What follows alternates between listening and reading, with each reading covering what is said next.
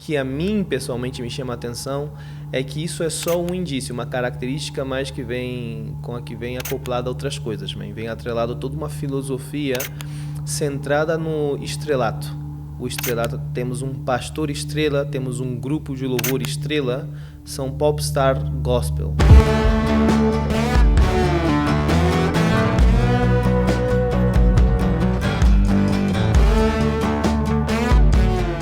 Ora, que bom tê-lo de volta. Como sempre, a rima é pobre, mas o entrevistado é ótimo.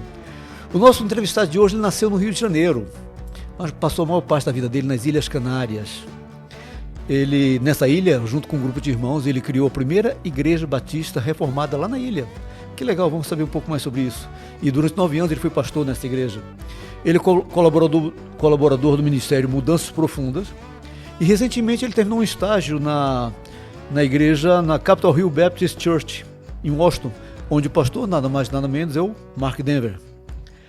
Conosco, dessa vez, nesse episódio de hoje, Emerson Soares. Obrigado, querido. Honra, meu irmão. Eu que agradeço. Prazer tê-lo conosco aqui. Desde que eu vi lá na igreja a sua palestra sobre a igreja local e a importância da membresia, eu falei, puxa, interessante. A gente fala sempre desse tema, mas de forma tão, assim, pensada aqui e ali. Exato. Como você focou, eu falei, não, isso cabe uma conversa. Até porque tem um monte de coisa que eu quero saber que não estava ali. Muito bom. Que bom. Bom, mas primeiro me fala, engraçado, quando eu falo assim, Ilhas Canárias, o trocadilho é horrível, mas não posso deixar de fazer. Imagina se vem de passarinho lá, não, né? Não, nem é sequer por um pássaro. É por uma raça de cão. Ah, é? O cão canário. Não, e eu pensei no outro extremo, na máfia. Ilhas Canárias. Não. Horrível. É por causa de uma raça de o presa canário, que é um cão Que legal. de lá, exato. E por que você foi morar lá? Então, eu nasci no Rio, a minha mãe conseguiu um trabalho lá e aí tudo começou. Ela se mudou primeiro, logo ela voltou e fomos com meu pai, nós fomos viver lá. Você estava com que idade? Bebezinho de braço ainda, era bebezinho. Mas você voltou para o Brasil para poder aprender português ou aprender em casa? Nós voltamos, eu já tinha uma certa idade, vivi cá uns anos no Brasil, eu cheguei a estudar no Brasil e tal, e logo nós fomos para Portugal e logo voltei para as Ilhas Canárias.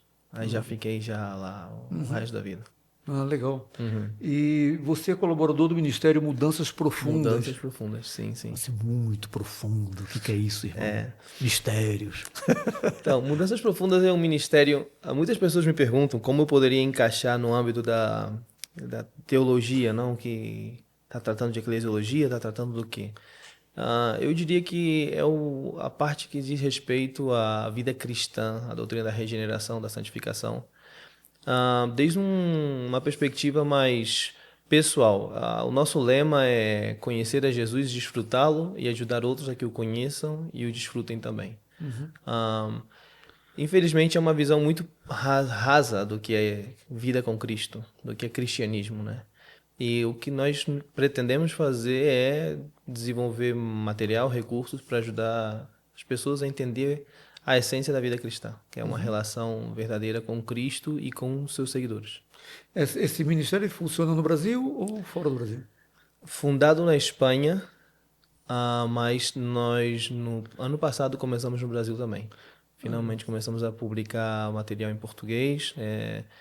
Na Fiel, em Portugal, do ano passado, 2024, tivemos participação enquanto a vender livros lá. Eles abriram espaço para que nós pudéssemos vender os livros.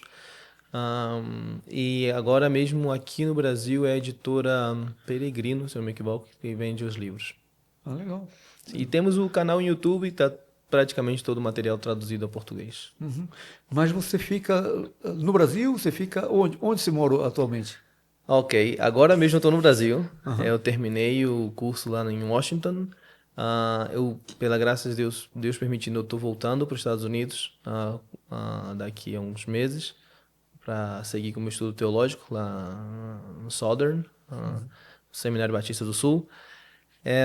Mas por agora eu estou aqui no Brasil. Ainda estou aí fazendo os cálculos se eu volto à Espanha, ver minha família antes de ir para os Estados Unidos, o que eu faço. Mas por agora eu estou em Águas Claras.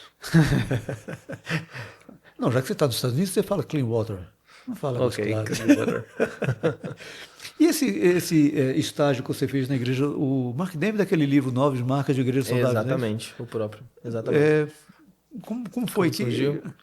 Então, eu ele me convidou pessoalmente. Eu, depois de estar vários anos nas Ilhas Canárias, lá em Lanzarote, especificamente, que é um arquipélago que está bem perto do deserto do Saara. Então, totalmente desconectado de igrejas saudáveis, que há algumas na Península Ibérica, Espanha, propriamente dito. Porém, através da internet, eu me alimentei de muito material. Fiz, pela graça de Deus, grande amizade com pessoas do Ministério Fiel que me convidaram à conferência em Lisboa. Eu fui à conferência no momento de perguntas e respostas. O Mark Dever era o preletor. No momento de perguntas e respostas, eu apresentei algumas questões que eu estava enfrentando na plantação de igreja nas Ilhas Canárias. Isso cativou a atenção dele e ele me convidou diretamente para fazer parte do estágio na igreja dele. E aí eu fiquei lá. O estágio foi realmente aproximadamente 5 meses, porque começou antes que eu fosse. A leitura de material e escrever, porque é ler e escrever o tempo todo. E logo foram 4 meses e meio lá, vivendo lá diretamente. Então, O idioma das Ilhas Canárias é inglês? espanhol. Espanhol. Espanhol. Mas você já falava fluentemente inglês o suficiente para... O suficiente. Aham. O suficiente, sim, sim. E foi a graça de Deus, realmente. Não tem. Agora está havendo uma produção crescente de material em espanhol, de boa teologia, mas por muitos anos não houve. Então eu tive que aprender o inglês para consumir material escrito e falado em inglês e português. O Brasil é um grande produtor de boa teologia. Então assim foi basicamente que eu comecei a aprender melhorar o meu português e também aprender o inglês. Legal. Deixa eu me situar no tempo para saber como eu introduzo o assunto, a pergunta que eu quero te fazer. Você, logo criança, você foi morar nas Ilhas Canárias e depois com que idade você saiu, você foi para a Espanha? Então, Ilhas Canárias faz parte do território espanhol, só que é um Sim. território Sim, ultramarino. mas quando falo Espanha, eu quero dizer assim, especificamente Barcelona, alguma coisa viver assim, Madrid. em Espanha, Península Ibérica, nunca vivi. Já tive várias vezes, mas nunca vivi. Vivi mesmo nas Ilhas Canárias. Exato. Vivi em Lisboa 3 anos e meio, mais ou menos. Aham. Então sua base ainda, até esse momento, ainda é a ilha. Eu chamo de casa as Ilhas Canárias, sem dúvida. Sem dúvida. Se ocorrer alguma coisa ruim, eu tenho que voltar a algum lado correndo, às Ilhas Canárias. Sim, sim. Legal. E é colado com o Saara, né? É pertinho. Eles fazem jangadas e vêm ter as ilhas imigrantes, né, refugiados, etc. Vêm ter as ilhas em jangadas. E também é a razão pela qual nós temos uma influência islâmica crescente e gigante, imensa. As igrejas protestantes, de um modo geral, ao longo da história, claro, é natural, ela sempre passa por mudanças. E algumas para melhor, outras para pior. E às vezes mudanças não necessariamente teológicas, às vezes apenas comportamentais. Sim. E recentemente tem tido uma efervescência de novos comportamentos. Você fala assim, para esse trem, eu quero descer, onde é que eu estou? Por exemplo, um fenômeno recente nos Estados Unidos, e mais ainda, porque aqui o Brasil é efeito Orloff. O que acontece nos Estados Unidos depois acontece aqui. São as igrejas de paredes escuras. Essas coisas acontecem lá nas ilhas também? Como é que é o comportamento das igrejas lá? Então, eu costumo chamar especificamente Lanzarote, ainda que Lanzarote ela reflete um pouco a realidade das Ilhas Canárias, mas especificamente Lanzarote eu costumo chamar de um lixão teológico. Tudo que não presta termina lá e prospera. Tristemente, abunda a abundância de todo tipo de extremos horríveis. Então, as igrejas de parede preta, né, elas basicamente são uma nova onda, ainda que já não tão nova, tá mudando um pouco agora mesmo, do que é o neopentecostalismo, etc, etc, etc. Isso lá tem demais. A diferença é que não há a verba e nem a quantidade de pessoas para manter esse tipo de movimento lá. Então se adaptam como podem. Há igrejas com literalmente parede preta? Há. Agora a filosofia, digamos assim, o modus operandi, está por todos os lados. Então, obviamente a gente já está falando do que é a igreja. Sim. Quando a gente fala de então de arquitetura, porque quando a gente fala paredes escuras, está falando de arquitetura. Sim. Um jeito de você fazer um design, de fazer Exato. uma decoração de ambiente. E a gente vê no tabernáculo, em Êxodo, Deus dizendo assim, ó, você faz assim, põe um candelabro assim, você põe... Detalhe da cortina, Bem prescritivo. bem prescritivo e bem detalhista. Claro que ali, naquilo tem uma série de símbolos Sim. que se perpetuam ao longo do tempo como símbolos para a fé cristã, mas havia uma atividade física. E o costureiro que estava costurando a cortina, ele não estava pensando, futuramente, Não, Exato. eu tenho que fazer a cortina como Deus mandou e vou fazer. Mas o que eu quero dizer é que havia um modo que era bonito, eu imagino que era muito bonito de olhar. Sim, deveria ser assim. Pela quantidade de ouro, pela quantidade de pedras E o preciosas detalhe envolvidas. artístico, né? O detalhe artístico, e Deus mandou escolher os melhores, não era qualquer um que queria, eu sou um irmão da igreja, eu quero posso ajudar na música? Não. Tem que ser bom. Isso é um bom detalhe. Então havia uma certa beleza. Com a reforma protestante, antes da reforma protestante, desculpa, eu estou falando mais, eu só estou tentando Não, contextualizar a minha pergunta dentro do tempo e espaço para os meus ouvintes. Antes da reforma protestante havia esse contexto de Israel, das sinagogas, que tinha mais ou menos esse modo que seguia a tradição judaica. Com a Igreja Católica, a coisa começou a ir para um lado iconoclasta, ou seja, as representações visuais de passagens bíblicas passaram a ter conotações religiosas. Então, eles passavam a representar momentos da Bíblia, alguns que nem eram ideal que representassem. Mas havia uma certa beleza naquilo. Você entrava numa igreja, havia catedrais. Havia catedrais, não havia vitrais. Vitrais, sim. É uma coisa muito... Você vai na Europa. Existe muito ainda. Sim. Mas com a reforma protestante, pela guerra que houve, guerra ideológica, em alguns momentos guerra real, uma das formas da igreja se firmar foi, já que eu não sou isso, eu vou para o outro lado, minha leitura, tá?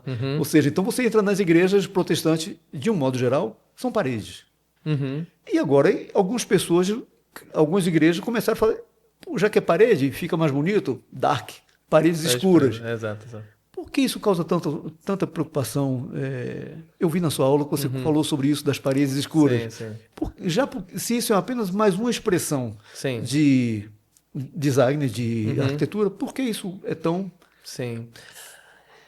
Então, é verdade que os reformadores e protestantes, em geral, eles se desmarcaram de várias maneiras da tradição católica. Incluso o vocabulário, por exemplo, confessar pecados, não. E é algo que nós devemos fazer, né? Devemos confessar os nossos pecados. Então houve um distanciamento a nível arquitetônico, de linguagem, incluso de vestimenta, indumentária e etc. Né? Há igrejas em Alemanha e outros lugares assim que são igrejas da herança da Reforma Protestante que ainda retém em sua arquitetura a beleza, a arte, vitrais, etc. Nos Estados Unidos eu vi muito.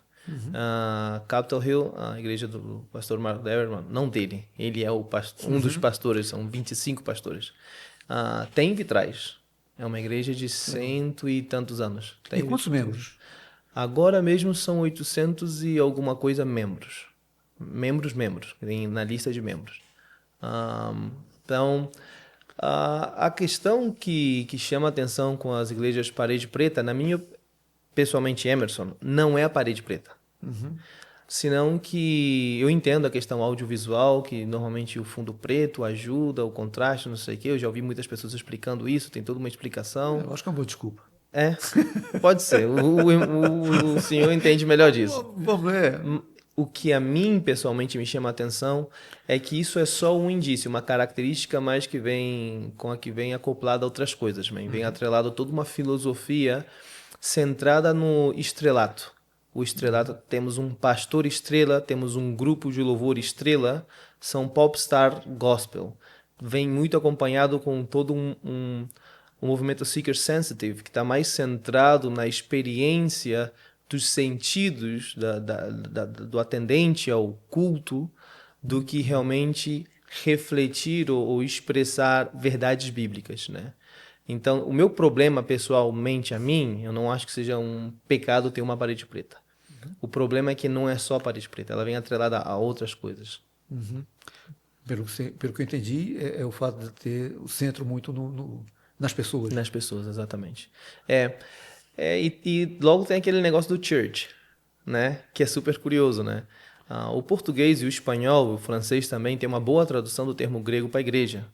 E é interessante que é eclésia, e iglesia em espanhol, igreja em português, em francês é algo parecido que eu não sei pronunciar. E é interessante que igrejas, num contexto de um idioma que é oriundo do latim, que tem uma boa transliteração, tradução do termo, acoplam agora também essa terminologia não sei que, church, né? E então tem essa pegada de marketing, tem essa pegada de, uma vez mais, estrelato, né? E a ideia, e é super curioso que a ideia de igreja se desfaz no meio dessa confusão que toma as pessoas enquanto o que é o lugar do culto. Então, eu acho que a pergunta óbvia nesse momento é: o que é igreja? Essa é a pergunta.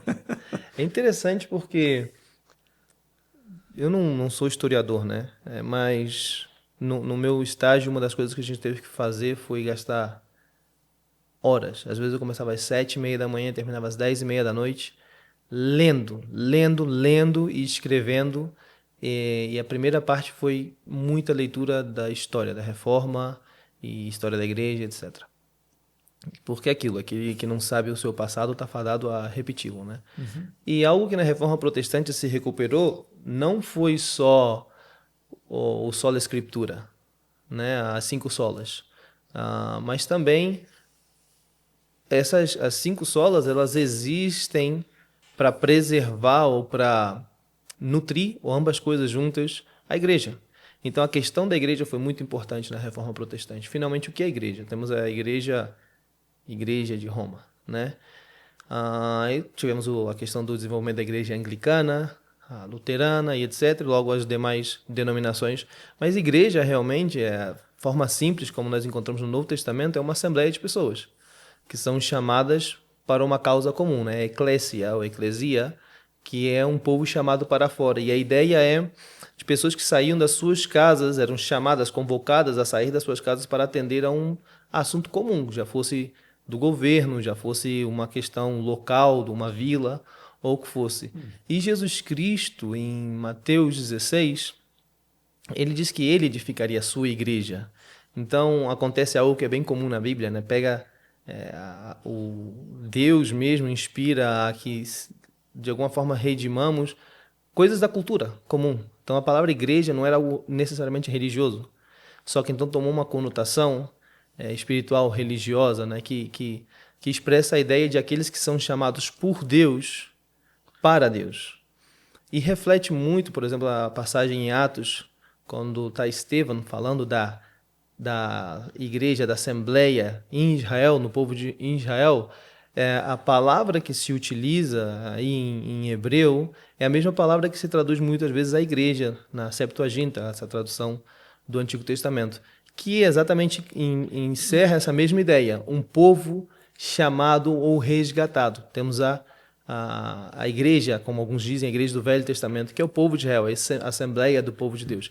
Que quem são? Aqueles que Deus salvou do Egito, resgatou, chamou para fora para servi-lo, para adorá-lo.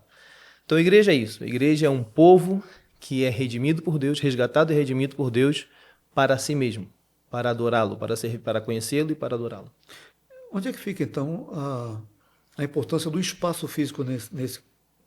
Porque, pelo que eu entendi, como a Bíblia fala, Deus já não habita mais em templo feito por mãos humanas. Exatamente. Ao contrário do tabernáculo que ele mesmo instituiu lá atrás.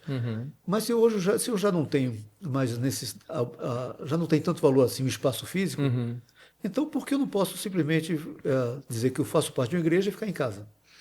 Então, justamente porque aí tá o negócio do church, né? A palavra church, ela é justamente foi uma espécie de, isso é Emerson falando, com minhas pesquisas, meus estudos, uma espécie de desenvolvimento do sincretismo religioso, porque havia essa relação entre um local, em um local que era, digamos que, conexão com o divino. Em religiões pagãs já existia isso, né? Que é o Kriakon, que era um lugar que pertencia a um senhor. Daí a palavra evolução no tempo, a palavra church saiu daí. Fala de um local que pertence a Deus como aquele lugar divino, né? A palavra igreja, ela não fala de uma estrutura, de um edifício, fala de pessoas. Então, ainda que não é necessário um local físico, é necessário uma reunião física, no sentido, eu preciso estar reunido com outras pessoas para ser igreja. Eu sozinho na minha casa não sou igreja.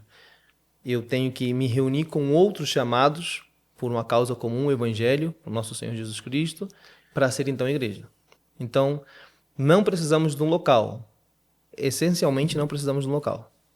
Precisamos de pessoas que confessam uma mesma fé e que se juntam para viver a luz dessa fé. Muitas igrejas, principalmente neopentecostais e pentecostais no Brasil, elas surgiram, já não queriam mais usar o nome igreja, eram os tradicionais. Começou a chamar comunidade, congregação e assim por diante. Qual a função, então, da coinonia desse grupo? Porque se a comunhão, se a congregação das pessoas que pensam com o mesmo pensamento é o ponto central, então, minha pergunta passa a ser essa. É o ponto central? É a coinonia? A coinonia é uma expressão da igreja. Né? É a koinonia, né? A comunhão. A palavra koinonia no Novo Testamento é a palavra que se utiliza e se traduz ao português como comunhão. E comunhão é uma comum união. São pessoas que tomam parte, se podia usar incluso para tomar parte de um botim. Pessoas que tomam parte de algo, que compartilham algo, né? Então, se igreja é a assembleia dos santos, os chamados por Deus e para Deus, é necessário que exista, e como a gente vê no Novo Testamento, a comunhão. A comunhão é um resultado de. Então, a questão então que se levanta é essa comum união, esse compartilhamento é com relação ao quê? É o status social, é a raça, é a nacionalidade, é o gênero, é a idade? Não. Nas Escrituras é o Evangelho. Paulo ele é enfático e ele bate forte que Cristo derrubou, em Efésios fala, Cristo derrubou o muro de divisão, aí falando sobre gentio e judeus, né? Que nós somos um em Jesus Cristo, né? Então, o que nos une é a nossa comum redenção, nosso chamado, nossa vocação, nosso comum Salvador, nos une uma comum mensagem, o Evangelho, uma comum missão, nós temos a missão de ir por todo mundo pregando o Evangelho. Então, a koinonia ela é ao redor do nosso Senhor Jesus, da sua mensagem e da sua comissão. Mas, rotineiramente, em todos os tempos, e a Bíblia diz que não seria diferente, que é assim, é comum que, ao você levar o Evangelho, a maioria não aceita de bom grado aquilo, porque é uma mensagem que confronta. Mas em Atos a gente vê Paulo falando que a igreja caía na simpatia de todo o povo. Era a comunhão, era a koinonia, era o grupo de irmãos que estava ali, que era muito legal estar junto, ou era a mensagem do Evangelho que atraía? Conseguiu entender qual é a minha dúvida? Sim. Você sabe essa resposta? Entendi. Eu não sei. Então, a comunhão no compartilhar do pão e etc., que encontramos em Atos, ela é, essa comunhão física, esse algo que se vê, ela é um resultado do Evangelho. Não podemos... Jesus Cristo foi claro. Os de fora vão reconhecer que vocês são meus seguidores, eles vão adorar a Deus quando ver o amor entre vocês. É impossível a gente separar, criar uma dicotomia entre o amor, aquela questão fraternal entre um discípulo de Cristo e o Evangelho. De fato, quando nós lemos o Novo Testamento, Paulo usa o Evangelho como um antídoto, verdade? Antídoto a todo tipo de questões na igreja. Já fosse uma questão da Santa Ceia, já fosse lá em Filipenses, né, que temos as duas irmãs que estão brigando lá, em Gálatas, a questão doutrinal, teológica, sempre vamos encontrar o Evangelho aplicado e como antídoto aos problemas do ser humano, do pecado, que gera todo tipo de conflito. Então, essa união que era atrativa em Atos, ela é resultado do Evangelho.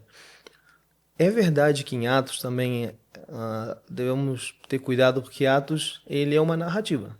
Né?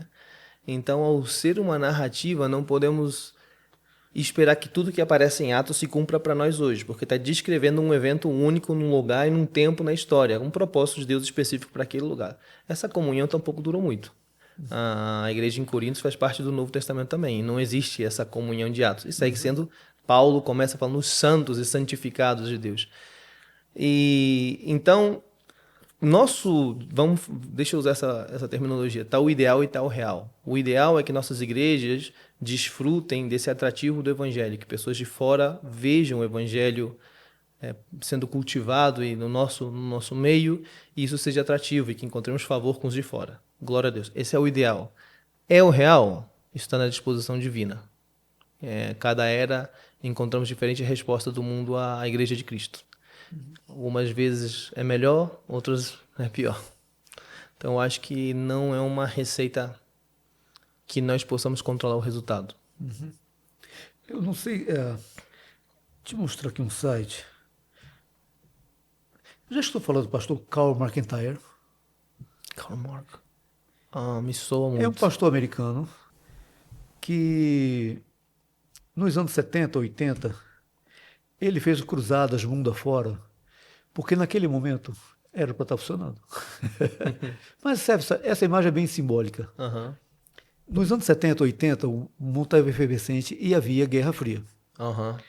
E ele era um ferrenho opositor dos que defendiam o comunismo, porque era um americano e ele levou essa ideia para o mundo inteiro.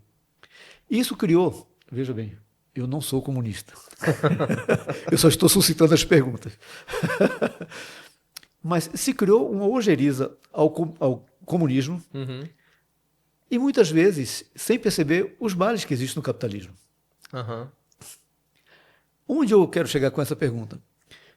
Nós estamos falando de igrejas reformadas. Uhum. Você já usou por duas ou três vezes, daqui a pouco eu vou falar mais sobre isso, igrejas saudáveis. Uhum.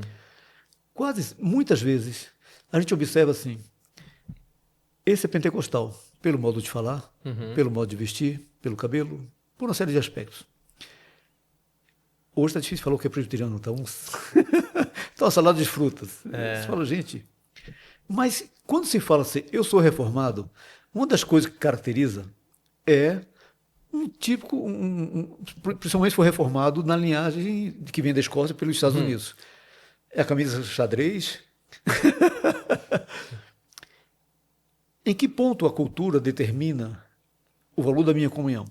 Porque se eu chego numa igreja dessa, Uhum. que eu não tenho os jargões dos 5 solas, Sim. os jargões reformados, eu estou fora daquele contexto. E naturalmente as pessoas nem sempre fazem isso de má fé, mas naturalmente falam assim, não, você não é do nosso meio, você não é dos Exato. nossos. É. Então, até que qual a importância? Claro que a cultura faz parte porque é inerente a nós, mas como que a cultura molda e como não deve moldar? O que o evangelho deve evitar que a cultura molde dentro da igreja? Entendeu? Sim. O próprio jargão reformado é uma expressão cultural, uma subcultura, verdade? Como o irmão apontou, nós temos os nossos irmãos pentecostais, que são salvos por Cristo também, cristãos de verdade, são nossos irmãos, são membros do corpo de Cristo igual que nós, só que tem uma subcultura, né? Que é essa expressão na dinâmica dessa, digamos, sociedade, né? Eu, pessoalmente, acho que não tem como a gente separar as dinâmicas da nossa cultura, subculturas e a expressão do Evangelho no nosso tempo. De fato, eu acho que quando nós lemos o Novo Testamento, o Evangelho ele se manifesta em contraste da cultura e às vezes se serve da cultura. Nós encontramos Paulo incluso se servindo de uma cultura pagã. Ele está entre, se não me equivoco, os atenienses, ele fala, eu vejo que vocês são muito religiosos, tem aqui um altar a um Deus não conhecido, né? Também ele fala, ele descrevendo quem é Deus, ele cita um poeta da época, ele fala, nele vivemos e existimos, né? Nos movemos. Então Paulo está se servindo da cultura, está se servindo daquilo que é resgatável da cultura, há coisas maravilhosas na cultura. Nós temos, por exemplo, aqui no Brasil, o João Alexandre, que ele excelente músico e ele toca usando traços da música que é culturalmente brasileira. Maravilhoso. Glória a Deus, aleluia, né? Agora bem, quando quando ocorre dois problemas aqui. Um são aqueles que querem viver como Amish, né? Aquele povo fora da cultura. Ainda que é mentira, os Amish eles respondem uma resposta cultural também e refletem uma cultura com o tempo. Mas tem muitos que querem desligar a igreja da cultura e viver como uma espécie de monasticismo, o qual Jesus não nos chamou a isso.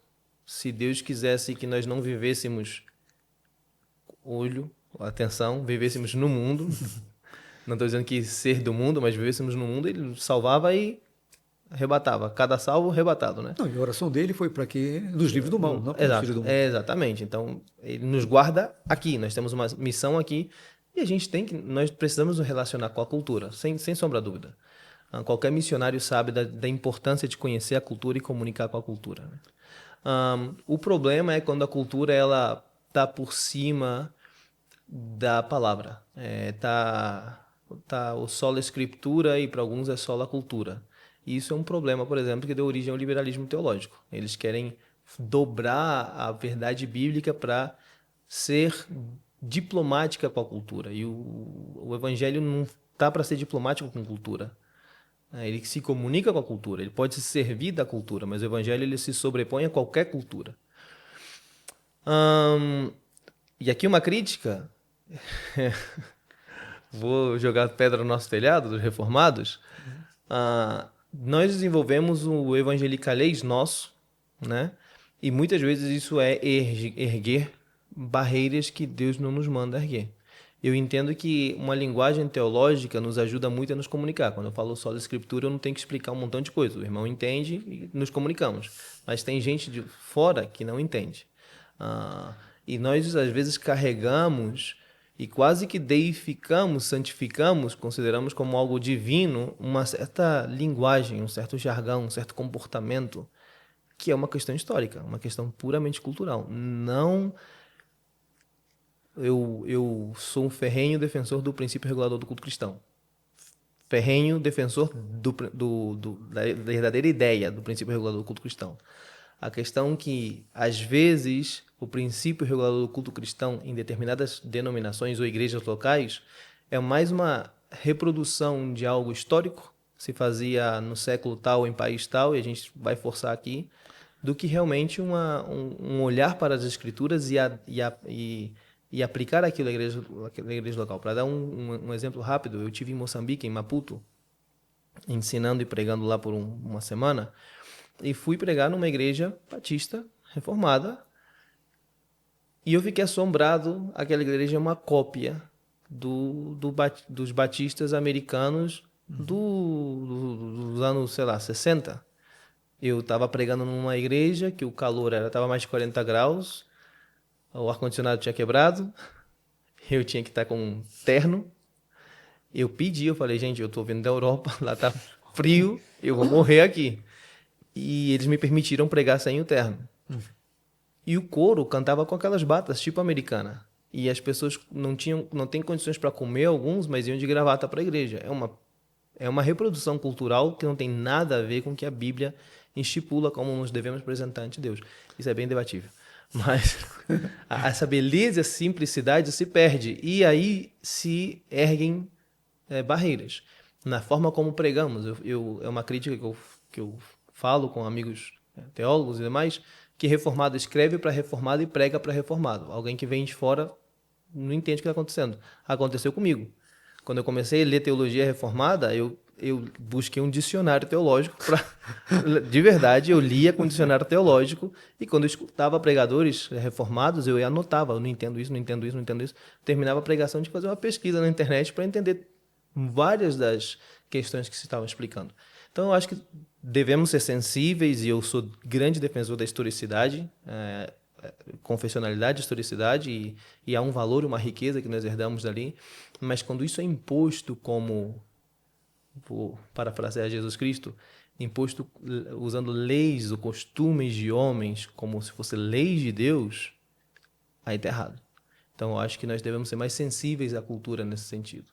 Eu não posso esperar me comunicar à igreja brasileira como me comunico à igreja espanhola ou americana. Não é nada produtivo. Eu acho que com isso eu Eu respondo. Não, respondeu muito bem. Então, se não é função da igreja resgatar a cultura primária, qual seria a missão da igreja, então? Vou fazer a propaganda aqui do Novo Marcas, do Ministério Novo Marcas. Por favor. O Ministério Novo Marcas, o Mark Dever, ele é muito claro quando ele diz não são as 9 marcas da Igreja Saudável, são 9 marcas.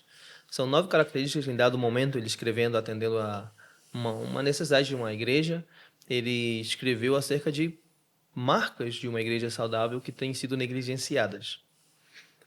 Então, no começo foram 9 marcas, mas com o tempo, o Ministério já tem vários anos, foram se agregando outras marcas. E uma delas é a missão da igreja. E é um tema maravilhoso. A gente teve que ler muito, várias diferentes perspectivas.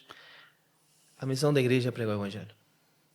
A missão da igreja, nós fomos resgatados do reino das trevas, nós fomos transladados ao reino de luz admirável do nosso Senhor, nós fomos realmente libertados do pecado de Satanás, da escravidão do nosso próprio eu, e nós somos chamados, enviados a pregonar as virtudes daquele que nos libertou, é o que diz a Escritura, né? A grande comissão é ir pregar o Evangelho, fazer discípulos, diz como se faz discípulo através dos sacramentos, né? Aí o batismo especificamente, e nos manda ensinar esses outros discípulos a obedecer a Cristo. E a leitura do texto é muito bom ser cuidadoso com a leitura do texto, porque não nos manda somente a dizer a outros que devem obedecer a Cristo. O texto realmente nos diz que devemos ensinar a obedecer a Cristo. Como se obedece a Cristo? A seguir a Cristo. Isso é ser discípulos. Então a missão da igreja é pregar o Evangelho e fazer discípulos de Cristo. É bem simples. Resgatar a cultura. É incluso interessante. O que é resgatar a cultura? Como resgatar a política? Resgatar a economia? O que é resgatar a cultura, né? Ao fim e ao cabo, a cultura termina por ser a expressão de indivíduos numa sociedade, né? E nós encontramos culturas, por exemplo, americana dos anos 40, dos anos 50, tinha um peso dos missionários, dos puritanos muito grande, incluso um não cristão era bem visto, atender a uma igreja até para conseguir um trabalho. Uhum. Mas é isso cristianismo? Não, isso não é cristianismo. Isso é legalismo, isso é qualquer coisa. Então, se confunde muito, porque numa cultura todos se digam, eu sou crente, que essa cultura foi resgatada. Não, ela pode ter simplesmente sido condenada com terminologias religiosas. Veja-se no Novo Testamento os fariseus. Era uma cultura santa, né? Uhum. Era uma cultura direcionada à obediência de Deus. No entanto, Jesus Cristo veio e bateu de frente, muito de frente, justamente com essas pessoas que defendiam esse tipo de cultura. Então, a missão da igreja é pregar o Evangelho e ajudar outros a seguir a Cristo. Então, olha, tentando juntar os pedacinhos que você do que você já falou, e vou te fazer uma proposta. Poxa, que tal? Olha, você mora nas Ilhas Canárias, eu moro em Brasília, eu tenho um amigo que mora em Porto Alegre, outro mora no Rio Grande, mora em, sei lá, Londres. Que tal a gente juntar essas pessoas no mundo inteiro e fazer a Igreja Universal, não do Reino de Deus, mas a Igreja Universal somente pela internet? É possível? Não é possível. Por que não?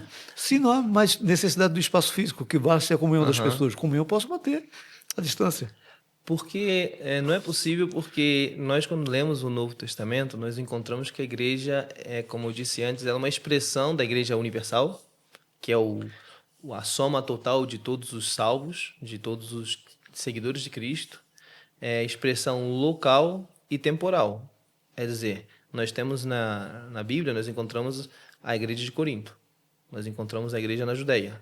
São todas igrejas de Cristo, porém são igrejas em regiões e locais específicos. Paulo logo escreve a carta às igrejas que estão na região da Galácia, plural, há várias igrejas, porque a igreja é uma assembleia de pessoas. A ideia era algo corporativo, onde pessoas se ajudam a seguir a Cristo. E aí implica muitas coisas, a questão dos sacramentos, né? Como uma pessoa que não me conhece, realmente não convive comigo, ela vai atender comigo, vai tomar parte do pão juntamente comigo. Nosso Senhor Jesus, quando ele estabelece a Santa Ceia, ele aponta algo que era corporativo. Tanto na sua forma veterotestamentária, o lembrar do resgate do Egito, que é a Páscoa, que era algo familiar e do povo, tanto no Novo Testamento. É a mesma ideia, aquela mesma ideia. É uma comunhão do corpo local. Como alguém vai me excomungar de uma igreja através da internet? Eu abro outro usuário. Eu faço outro usuário. Vai saber quem eu sou. Boto uma imagem falsa. A igreja, para ela funcionar como igreja, que é essa comunidade de santos, ela precisa da vivência pessoal, da relação pessoal. Não é uma empresa, não é uma plataforma de streaming como YouTube ou Disney Plus. É uma vida de corpo, de família. Mas e se por algum motivo eu não consigo frequentar a igreja? É uma grande ferramenta os cultos em streaming. Como eu disse, eu fui muito abençoado por igrejas americanas e brasileiras que colocam ao público, através da internet, os seus cultos, as suas algumas só as pregações, algumas o culto inteiro, né, como tem os cultos transmitidos ao vivo. É uma grande bênção, sem dúvida é uma grande bênção, mas não pode ser a norma. Porque se é a norma, então uma igreja não é a igreja que Cristo disse que edificaria. Com aquela igreja que ele edificaria, ele é o soberano, né? Toda a autoridade foi dada no céu e na terra. Então a gente pode crer, ele vai edificar aquela igreja. Agora, se eu quero estabelecer um novo tipo de igreja, um novo modelo de igreja, essa não é a igreja de Cristo, é outra coisa. No Brasil tem sido comum um fenômeno recente chamado de desigrejados. Pessoas que não se conseguem, por N motivos, N razões, não conseguem coadunar com a liderança, com a membresia, com as pessoas, e preferem viver a sua fé em casa, faz oração, lê a Bíblia, não sei se ela se auto-ministra os sacramentos. Mas como ficaria uma situação como essa? Isso tem sido comum nesses países que você tem visitado? Tem. Algo que tem em todos os lados. Então, a pós-modernidade ela é caracterizada por muitas coisas, né? Esse movimento cultural, histórico, que é caracterizado por algumas coisas. Uma é o abandono da historicidade, do que é clássico, né? Outra é o desenvolvimento de uma valoração de qualquer experiência de vida, religiosa também, muito subjetiva.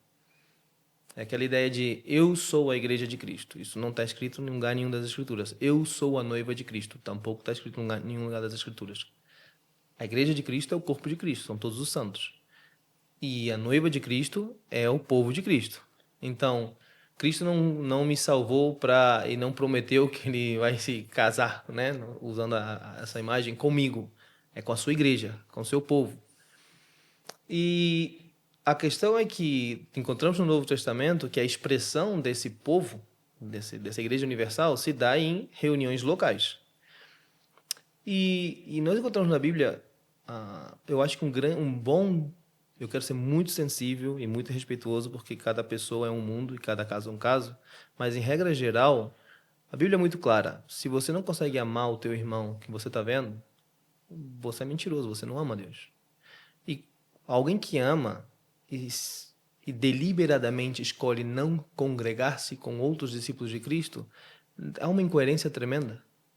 Você ama uma pessoa, você fala que aquele é teu irmão, é tua esposa, é teu filho, você quer viver com aquela pessoa, quer compartilhar. Ainda quando os filhos casam e são maiores, tem aquela saudade, aquele desejo de estar juntos.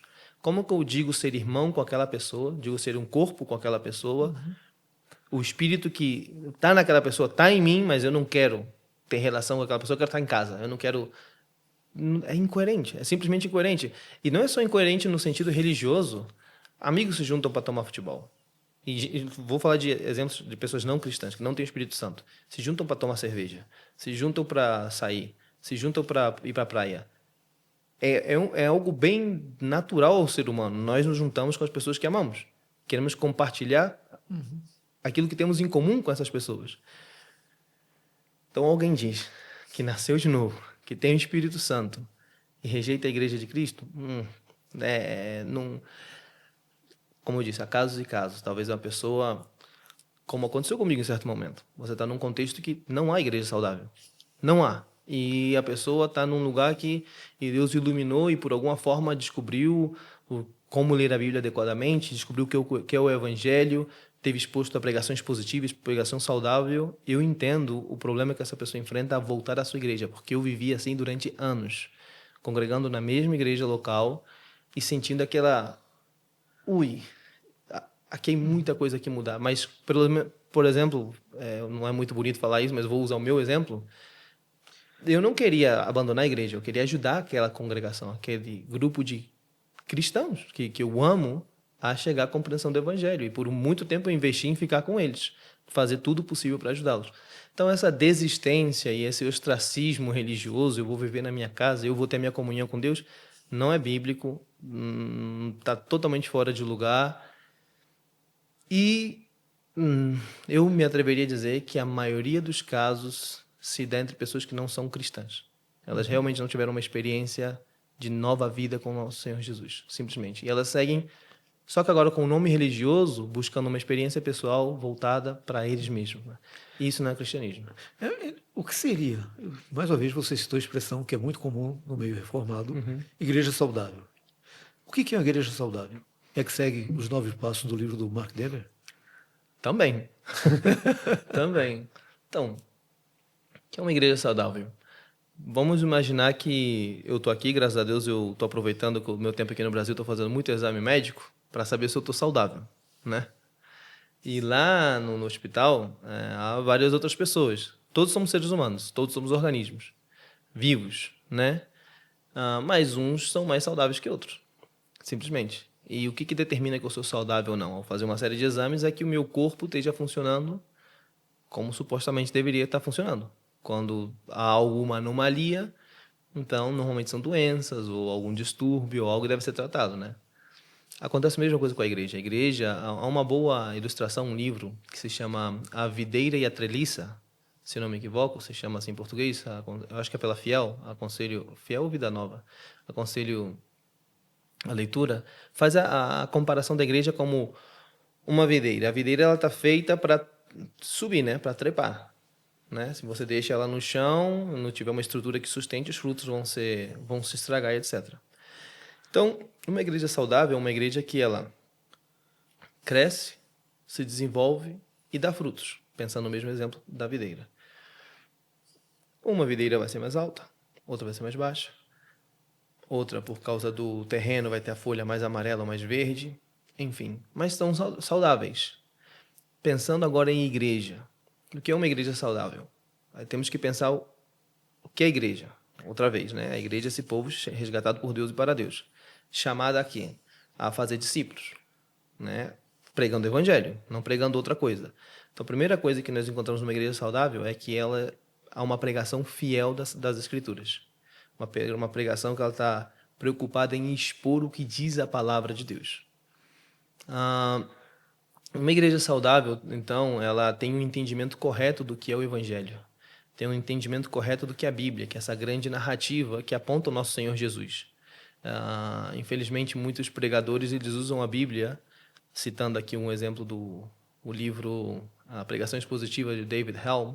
Ele usa esse exemplo que eu gosto muito. Tem pregadores que usam a Bíblia como um bêbado usa um poste, mais para se apoiar do que para iluminar o seu caminho.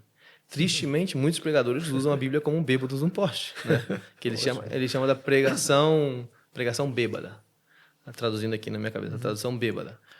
A pregação bêbada. Porque o pregador está usando a Bíblia, ele está citando vários textos bíblicos, mas somente para apoiar o seu próprio ponto. Ele não está respeitando que a Bíblia é uma grande narrativa que aponta o Senhor Jesus Cristo, que cada texto foi inspirado por Deus com um propósito. Então, a igreja saudável começa por ter uma pregação que seja bíblica, expositiva, que exponha o que diz a Bíblia, não as ideias, os sonhos e as loucuras de cada pessoa. Uma igreja que tem uma teologia bíblica no sentido, tem teologia sistemática, bíblica, histórica. Então, teologia bíblica é aquela visão panorâmica da história da redenção, verdade?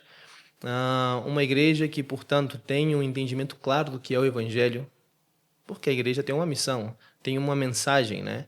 E essa mensagem é a mensagem do Evangelho, o Evangelho de Cristo. Essas boas novas de salvação, em Cristo Jesus, só por Cristo, e Cristo é suficiente. é uma igreja que entende o que é evangelização, evangelismo e evangelização. Que não somente o anunciar o evangelho a outros, amém, mas cultivar o evangelho na comunidade da fé. Muitas vezes nós investimos muito em levar o evangelho para outros e somos super simpáticos, né?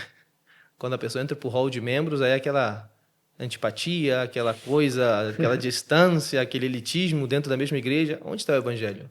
O cristão precisa de ser evangelizado. A igreja precisa de uma cultura do evangelho.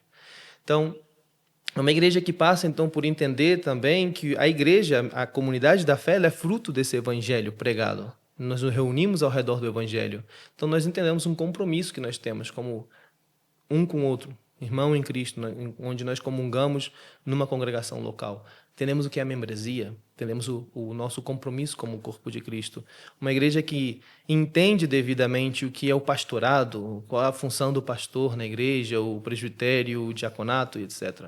Então, em suma, uma igreja saudável, por usar aqui digamos que a fórmula histórica entre os reformados, é uma igreja onde há uma fiel pregação da palavra de Deus, onde os sacramentos, algumas pessoas vão ter um pouco de urticária por usar a palavra sacramento, porque lembra a igreja católica romana, mas são simplesmente batismo e santa ceia. São devidamente realizados e onde há uma disciplina da igreja. A disciplina da igreja é o que nosso Senhor Jesus explica. Aquele que não faz parte do corpo, que mostra um comportamento de não cristão e impenitente, não arrependido, não deve estar entre o corpo.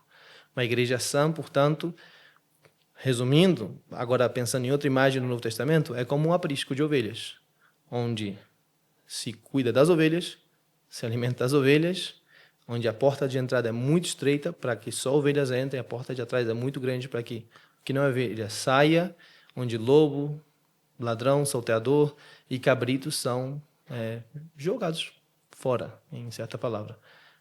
Eu acho que isso seria uma igreja, uma explicação da igreja saudável. Em Efésios, Paulo fala que Deus, a igreja é um instrumento para revelar a sabedoria de Deus. Uhum.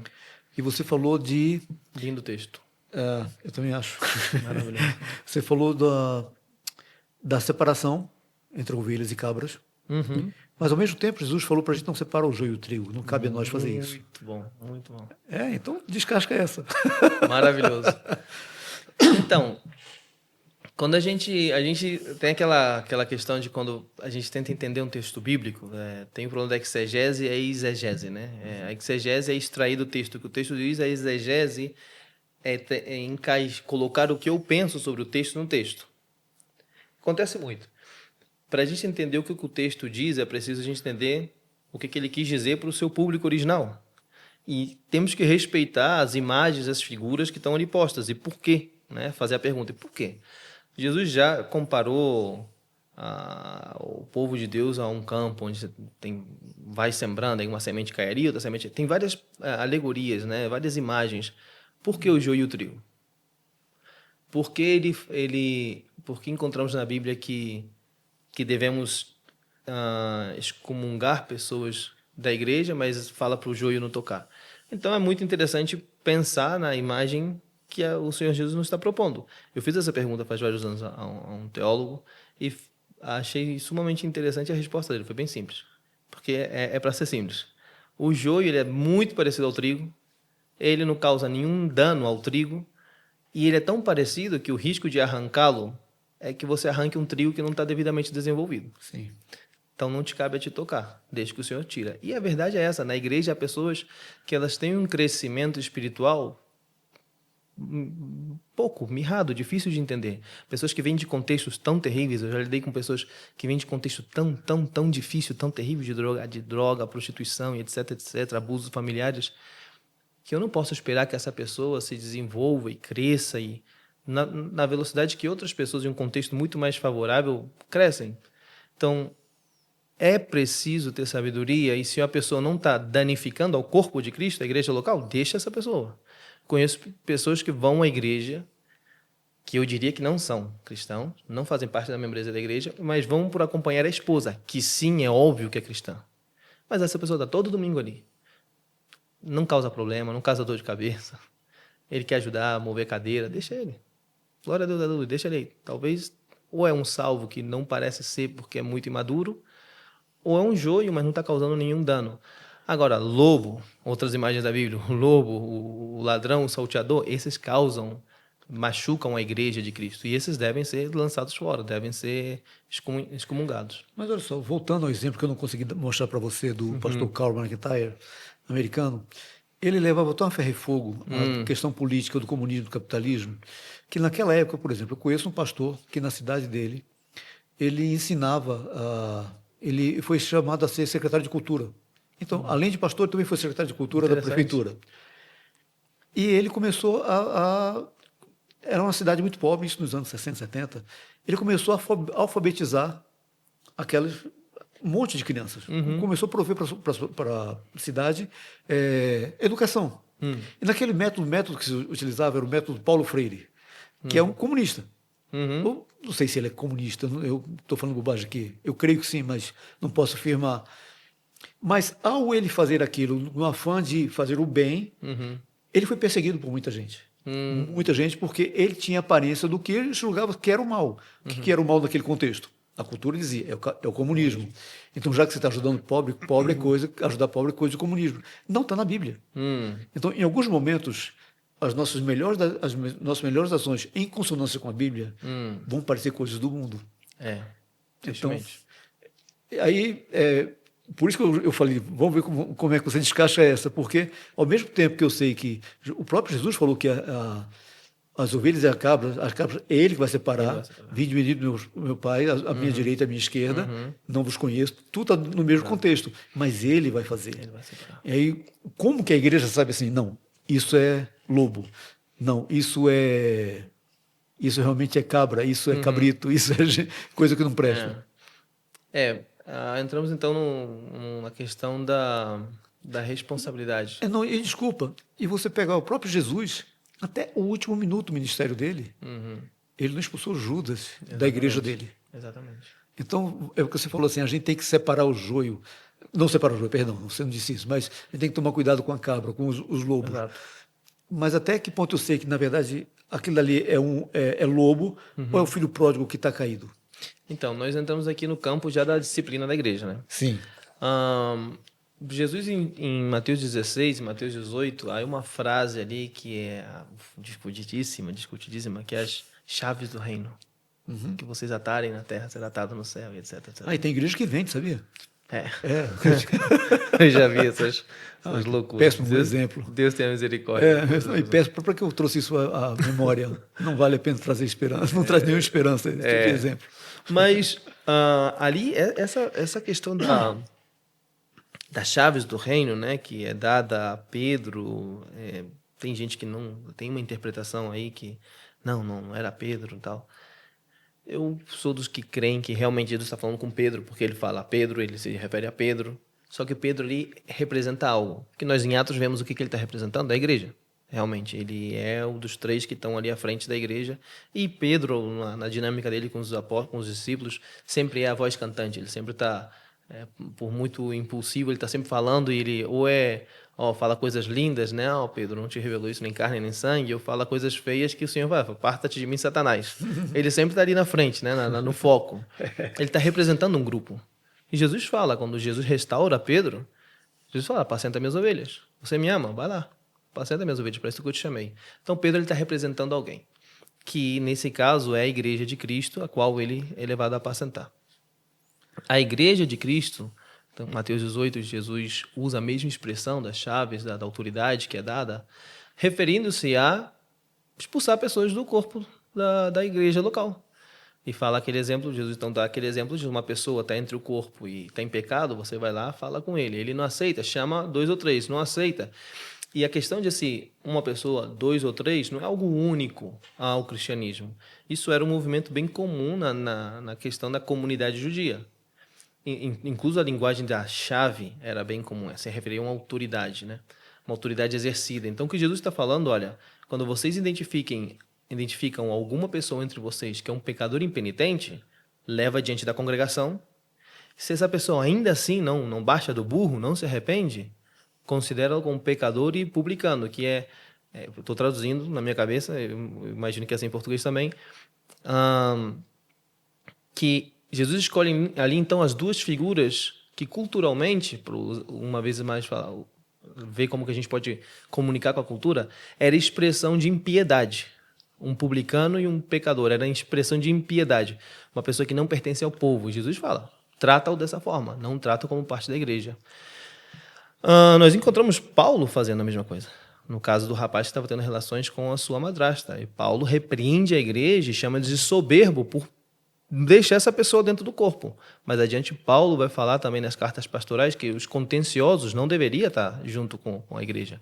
Eu acho que Paulo, nesse contexto, ele fala também até para que a alma se salve. Exatamente. Ele fala em Coríntios que ele fala, entrega para o diabo, com a esperança que a alma ao menos se salve. Qual é o ponto aqui então, Emerson? Se o Senhor Jesus é que vai separar os cabritos, que é certo, é que o Senhor Jesus deu à igreja local a autoridade de ser uma embaixada do reino de Deus na terra. Essa autoridade deve ser usada com muita sabedoria e não deve ser usada só no sentido de expulsar. Porque até a expulsão, como o irmão citou, tem um desejo da restauração. Então, o nosso desejo é disciplinar essa pessoa de forma corretiva, realmente. Olha, você está dando, pelos frutos se conhece a árvore, você não está dando fruto de cristão, você não está atuando como Jesus Cristo, você não está mostrando que o evangelho está dando frutos na tua vida. É um desamor a essa pessoa, seguir afirmando a fé dessa pessoa. Na igreja em Lanzarote, quando eu ensinava sobre a responsabilidade da igreja local na disciplina, eu falava que a repreensão é uma chamada ao arrependimento, é um ato de amor. Agora, o calar a boca, no Provérbios a gente encontra, quando falando da repreensão, da disciplina ao filho, aquele que disciplina o filho ama, aquele que não aborrece a sua alma. Isso se aplica também, se eu vejo que o irmão está, Deus o livre, em nome de Jesus também, em adultério e calo a boca, eu não amo essa pessoa, eu estou permitindo que essa pessoa ande em pecado e possivelmente termine no inferno. Eu não sei se o Senhor salvou ou salvará. Desculpa, isso é algo que foge ao meu controle. Agora, eu posso ver e posso aplicar o evangelho com amor. Se essa pessoa resiste ao evangelho, ela não está dando frutos de ser parte do corpo de Cristo, ela não deve estar entre o corpo de Cristo. E isso nós encontramos na Bíblia, então, as duas verdades. Encontramos a verdade que quem sabe a verdade final é o nosso Senhor Jesus, mas também encontramos que Ele nos dotou do Espírito Santo, da palavra e da autoridade para amar-nos, disciplinar-nos e julgar-nos à luz do evangelho, para saber quem faz parte do corpo e quem não, para cuidar do corpo de Cristo. Então, como saber quem é joio? Eu, uma vez mais, me apego à descrição das imagens. O joio, ele está só ali. Agora, o lobo, ele vem para matar as ovelhas. Ele vem para se alimentar, para destruir. É bastante fácil, de vez em quando, reconhecer um lobo dentro da igreja. E os ladrões e salteadores também. Eles se saltam as regras, né? Eles não entram pela porta, como diz o Senhor Jesus Cristo, né? Eles vêm realmente para tirar proveito. E, poxa vida, é só olhar a internet. Ou sai e dá uma volta no bairro. Tá cheio de lobo e salteador, que faz fortuna, né, à base da lã das ovelhas. Né? Então... Uma vez um irmão, eu aprendi um exemplo real. Eu aprendi essa lição por meio de um irmão na igreja, que tinha um outro irmão que já tinha tinha lesado outras pessoas na questão financeira. Estava aplicando golpes dentro e fora da igreja. Particularmente, eu não gosto muito de confronto. É uma questão de comportamento. E aí, no nosso grupo familiar, eu comentei a situação, sem dar o nome da pessoa, e o irmão falou assim, não, você está errado. Porque é como se você soubesse, imagine que existe um remédio na farmácia que você sabe que mata. E as pessoas estão morrendo envenenadas porque você não está contando. Não é que você tem que sair contando por aí sobre as pessoas, tem que levar aos caminhos corretos, no caso, o conselho da igreja, para que o conselho chame esse irmão e o repreenda, e o ajude a não fazer isso. Exato. Eu escutei uma vez o Paul Washer, um pregador famoso também aqui no Brasil, falando um pouco sobre isso. Ele botou a seguinte imagem, ele é sempre tão dramático nas imagens que ele coloca, mas eu acho muito, muito pertinente. Imagina uma pessoa um vizinho teu, que você come com ele cada domingo à tarde com a tua família, teus filhos crescem, brincam com os filhos dele, e um certo dia a casa dele está pegando fogo e ele está dormindo dentro de casa, né? E tá todo mundo ali, chega vários vizinhos de outros lugares, e essa casa está pegando fogo, tem alguém dentro? E você está parado na porta da casa, na frente da casa, né, do outro lado da rua, na calçada, e fala, tá sim, meu querido amigo, amo tanto ele, é meu vizinho, faz 20 anos. E ele tá dentro? Tá dentro.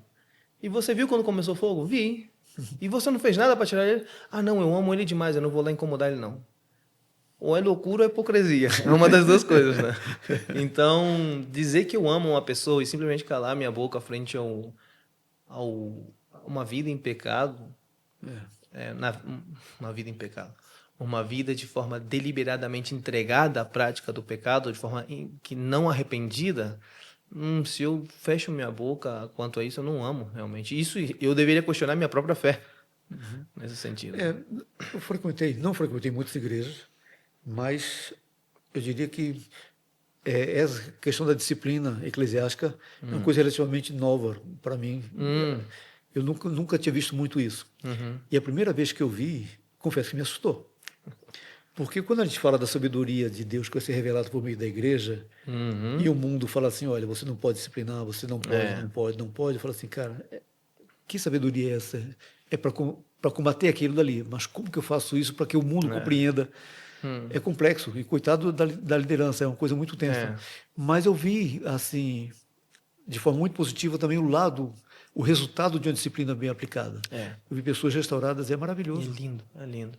A igreja do Mar Dever, desculpa, eles têm um testemunho lindo na comunidade deles, que é uma igreja que essa ideia de 9 marcas e disciplinas não é invenção do Mar Dever. Está na história da igreja, isso está na Reforma Protestante, e documentos históricos, incluso recentes, aparece e vamos, por todos os lados. O testemunho que eles dão, que eu acho muito maravilhoso, eu pude ser sou parte dessa igreja, sou membro dessa igreja, é que as igrejas ao redor, no bairro e na zona, se renderam ao liberalismo teológico. É terrível ver igrejas históricas com a bandeira LGBT+++. É triste. É triste porque seguem crendo que são cristãos e seguem crendo que estão representando Jesus Cristo, mas estão andando em trevas. E uma das coisas que velou pela saúde dessa igreja a dia de hoje é proteger o púlpito, que a pregação seja saudável e proteger quem é membro da igreja. Então, eu vi também isso, né? Que uma pessoa, como eu falei lá na aula, 5 anos de disciplina. Essa pessoa foi restaurada a membresia. E eu vi essa igreja, a igreja parece um estádio, né? Ela é arredondada, olhando ao púlpito. Uma prática bonita que tem lá da igreja, que é quando cantamos ou qualquer outra coisa, as pessoas olham um para os outros e cantam juntos. Acho muito lindo isso. Então, nessa posição, eu pude ver a congregação, as pessoas chorando, aplaudindo, felizes por restaurar esse irmão. Foi lindo. Eu chorei, eu falei, que coisa maravilhosa é essa? E para essa pessoa ser restaurada nesse sentido, é lindo, é encorajador, né? Essas outras igrejas que se renderam ao liberalismo, como se renderam ao liberalismo? Simplesmente aceitando um montão de gente não cristã ali dentro. Paul Washer, uma vez mais citando, se você usa métodos carnais para alimentar pessoas carnais, você vai ter uma igreja cheia de gente carnal e Jesus vai cobrar de você por estar negligenciando o cuidado das ovelhas. Então, é coisa séria. A membresia é coisa muito séria. Legal. Puxa, Emerson, eu vou terminar pelo início. Tá bom.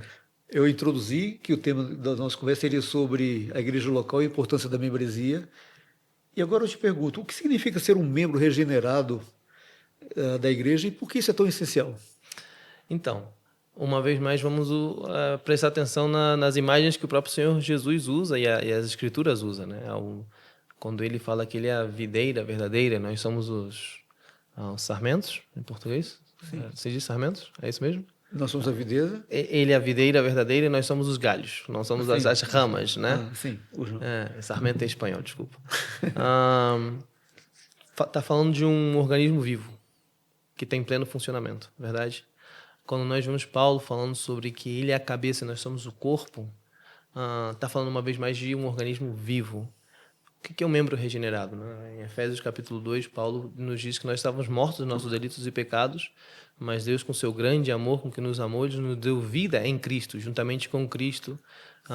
E isso não vem de nós, é um dom de Deus para que ninguém se glorie, né? E depois fala, mais adiante, versículo 10, se não me equivoco, que não termina aí. Deus não somente nos dá a vida, senão que essa vida é visível através de boas obras que Ele já, desde antes da fundação do mundo, Ele nos predestina a fazer. Então, o conceito de membresia regenerada é assim: esse meu dedo ele está vivo, eu posso mexer, o meu cérebro comunica com ele, ele mexe. Se esse dedo estivesse preto, seco, sabe que está morto. O que tem que fazer? Amputar, porque senão vai contaminar o resto do corpo. Membresia regenerada faz referência a pessoas regeneradas. Os membros dessa igreja, as pessoas que pertencem a essa igreja devem ser pessoas regeneradas, pessoas nascidas de novo, pessoas que receberam vida nova em Cristo Jesus.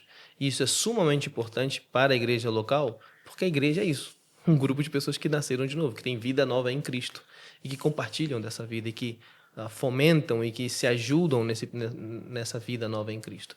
Então, não há lugar no corpo de Cristo para membros mortos, para membros não vivos, que não têm a vida de Cristo neles. Imagine que eu mudei de cidade. Agora vou morar em outro país. Como que eu poderia discernir se uma igreja realmente ela valoriza e ela entende o que é uma membresia regenerada? Excelente pergunta. Passando tempo com essa igreja, tristemente, há um elitismo de que se uma igreja não tem um pastor que ele é um teólogo com doutorado e não sei o que, e se não prega de uma maneira maravilhosamente, então não vou ser membro dessa igreja. Está acontecendo muito isso nos Estados Unidos, está havendo uma migração da parte da Califórnia para outras zonas dos Estados Unidos porque estão acabando as igrejas boas e também não há grandes pregadores nessa zona. Então o pessoal migra para onde há grandes pregadores, né? Isso é errado. Nós temos que fazer parte da congregação, ainda não como membros, mas está o tempo suficiente para que a gente possa ter uma perspectiva justa se a pregação é fiel à palavra. Se a pregação é fiel à palavra, se há um entendimento que a palavra de Deus está sobre tudo, talvez não entendem o conceito de membresia regenerada, mas se entendem que a palavra de Deus é verdade, nós temos liberdade de chegar no pastor, nos pastores e dizer, olha, gosto dessa igreja, tem vários aspectos que eu gosto, mas eu tenho uma dúvida sobre qual a vossa perspectiva sobre membresia. Escutar deles. Eu não sou a favor do pessoal que tenta julgar a saúde de uma igreja sentado no banco, termina o culto, vai embora, não fala com ninguém. Eu julgaria mais a fé dessa pessoa e o compromisso da pessoa com a igreja local. Igreja é vida em conjunto. Para saber se a igreja é boa ou não, se valoriza a membresia regenerada ou não, preciso conhecê-la, preciso me relacionar, preciso conversar, preciso ver como funciona e preciso falar com aqueles que Deus colocou para liderar essa igreja, né, os pastores. A nossa igreja, o conselho tomou uma decisão que eu acho muito sensata. Eles passaram a... É comum quando um catecúmeno, você... um neófito, alguém que se converteu há pouco tempo, você tem uma classe de catecúmenos com ele, explicar os princípios da fé. Mas a igreja expandiu isso e tem feito isso com todo e qualquer um que quer virar membro da igreja. Muito sábio. É muito importante para que você saiba como a gente pensa e para você reciclar o seu conhecimento. Eu acho que toda igreja, todo ano, toda igreja deveria passar pela classe catecúmena. É muito bom. Os princípios fundamentais da fé deveriam ser de tempos em tempos revistos. Sim, é muito bom. Ainda que a Bíblia é uma mina infinita de riquezas, sem dúvida, há aquelas doutrinas que são essenciais para que a igreja siga sendo igreja e não se perca em conhecimento. Tem muitas igrejas que, tristemente, na sua história sempre foram ortodoxas, mas hoje vou jogar pedra no nosso telhado uma vez mais, é um mausoléu reformado.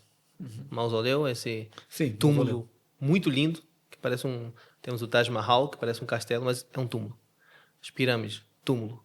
Pode ser muito lindo, tem uma estrutura muito linda e ser histórico e tal, mas a vida.